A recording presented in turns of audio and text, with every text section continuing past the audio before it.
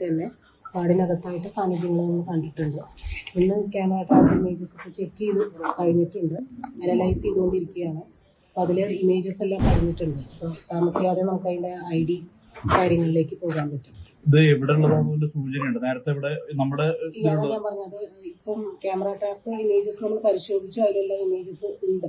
ഇനി അതെല്ലാം നമ്മൾ അനലൈസ് ചെയ്ത് അതിൻ്റെ ID കാര്യങ്ങൾ എടുക്കാം. ഈ കൂട് പരിസരത്താണോ കണ്ടിട്ടുള്ളത്? കൂട് പരിസരത്തും പിന്നെ അതുപോലെ തന്നെ ഈ വീഡിയോ ഭാഗങ്ങളിലായിട്ട് ഈ ഭാഗത്ത് തന്നെയുണ്ട്. ഇപ്പോൾ റഡാറിൽ ഓൾറെഡി കടുവയുടെ സാന്നിധ്യമുണ്ട്. അപ്പൊ ഇനി എങ്ങനെയാ നമ്മുടെ മിഷൻ എങ്ങനെയാ മുന്നോട്ട് പോകുന്നത്? ഇനി നമ്മൾ ഇതില് പാട്രോളിംഗ് എല്ലാം ശക്തിപ്പെടുത്തുന്നത് നമ്മൾ ജനവാസ മേഖലയിൽ കേന്ദ്രീകരിച്ചാണ്. ഈ ഭാഗങ്ങൾ കൂടുതൽ ഡിസ്റ്റർബ് ചെയ്യാതെ കാര്യങ്ങൾ മുന്നോട്ട് കൊണ്ടുപോകാനുള്ള ഒരു പ്ലാനാണുള്ളത്.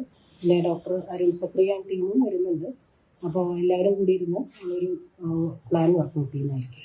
ഇത് കൂട്ടിലാക്കുന്നതിനാണോ പരിഗണന ആദ്യം വരുന്നത്?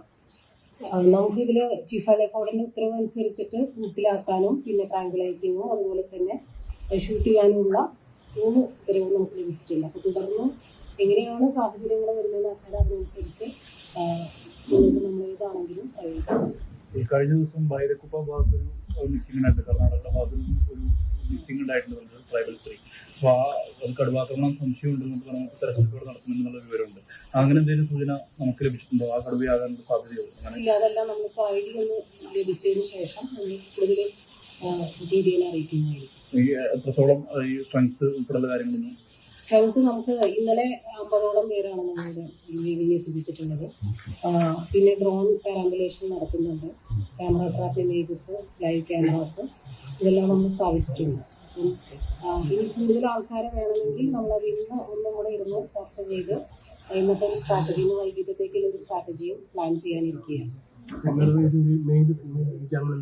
ഇല്ല, അത് ഞാൻ ഇന്ന് വൈകിട്ടത്തെ ഒരു ഇതിൽ ഭാഗത്ത് തന്നെ പ്രദേശങ്ങളിലായിട്ട് തന്നെ കാടിനകത്തായിട്ട് സാന്നിധ്യങ്ങൾ നമ്മൾ കണ്ടിട്ടുണ്ട്.